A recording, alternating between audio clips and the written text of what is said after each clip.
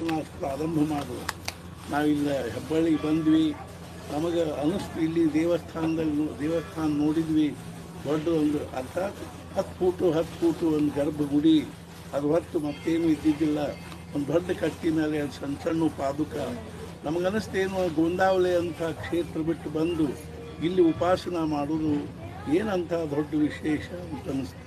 ಆವಾಗ ನಮಗೆ ಆಶ್ಚರ್ಯ ಆಯ್ತು. ಏನು ಅಂದ್ರೆ ಆ ಪಾದುಕಾದೊಳಗಿಂದ ಒಂದು ನೀಲಿ ಪ್ರಕಾಶ ಹೊರಗೆ ಬಂದಂಗೆ ಮತ್ತು ನಮ್ಮ ಕಿವಿ ಮೇಲೆ ಸ್ಪಷ್ಟ ಶಬ್ದ ಬಿದ್ದುಲ್ಲ. ಏನು ಅಂದ್ರೆ ಅರ್ಥಾತ್ ಉಪಾಸನಾ ಶುರು ಮಾಡು, ಮರಾಠಿಯಲ್ಲಿ ಉಪಾಸನಾ ಶುರು ಕರ್ ಲೋಕ ಸಂಗ್ರಹ ಖೂಬ್ ಹೋಯಿತು.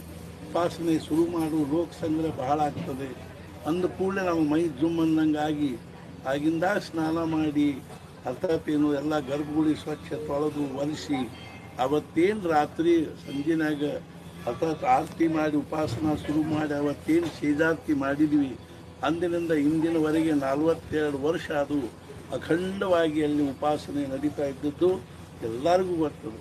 ನಾಮಸ್ಮರಣೆ, ಉಪಾಸನೆ, ಅನ್ನದಾನ, ಗೋರಕ್ಷಣೆ